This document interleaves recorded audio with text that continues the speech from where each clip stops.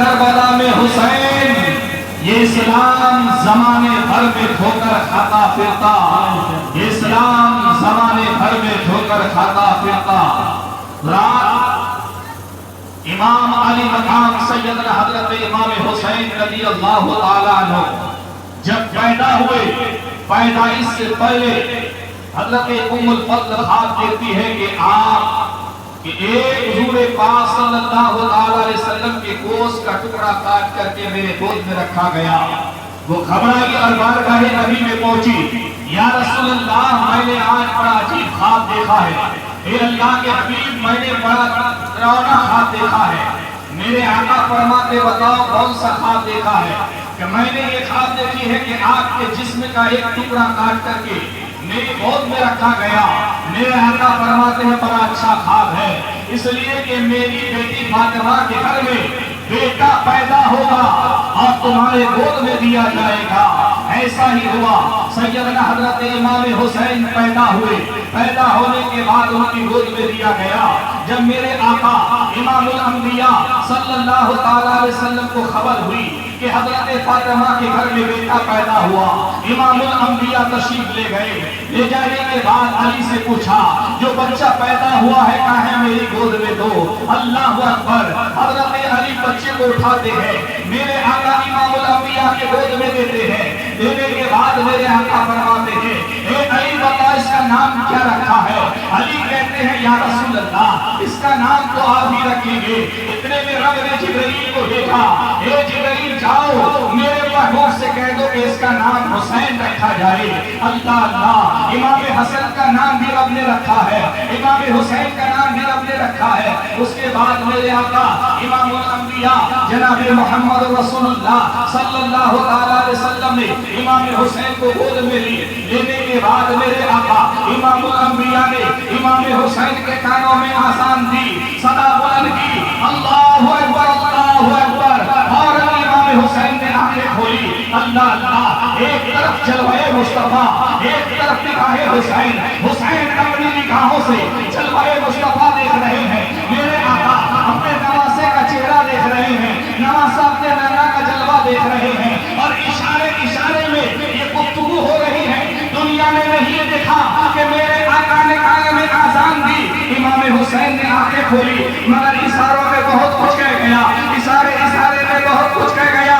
جب میرے آقا امام الانبیاء جناب محمد رسول اللہ صلی اللہ تعالیٰ علیہ وسلم نے امام حسین کے کان میں آذان دی، دینے کے بعد جن نے اشارے میں کہہ دیا اے تماشا حسین، یہ کسی مؤذن کی آذان نہیں ہے، یہ مسجد کے کسی امام کی آذان نہیں ہے، بلکہ امام الانبیاء کی آذان ہے۔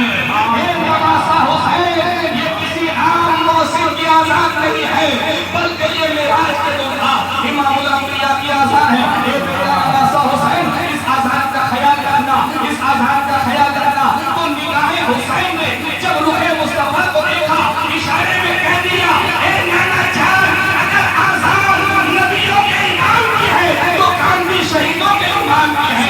اے نانا جان، اگر آذان عبداللہ کے لخت جگر کی ہے تو کام بھی علی کے لخت جگر کی ہے۔ اے نانا جان، اگر آذان آمنہ کے لخت جگر کی ہے تو کام بھی فاطمہ کے لخت جگر کی ہے۔ اے نانا جان، آپ کی آذان کا اس قدر خیال رکھوں گا، اس قدر خیال رکھوں گا، اس قدر خیال رکھوں گا کہ لوگ آذان سن کر کے مسجدوں کے طرف دوڑیں گے، لوگ آذان سن کر کے مصلی بچھا کر کے اپنی پیشانی کو خدا کی بارگاہ میں کچھ لمحے کے لیے جھکائیں گے۔ مگر یہ نانا جان، میں آپ کی آذان کا اس قدر خیال رکھوں گا، اس قدر خیال رکھوں گا، اس قدر خیال رکھوں گا کہ میدان کربلا میں 72 زخم کھا کر پورا کر لٹا کر کے ایک سجدہ، ایسا سجدہ کروں گا کہ سر جھکے گا امام حسین کا میدان کربلا میں، اور سر اٹھے گا میدان حشر میں۔ نعرہ تکبیر، نعرہ رسالت، ذکر شہدائے کربلا، علماء اہل سنت، مولانا نبی کا وعظات اللہ۔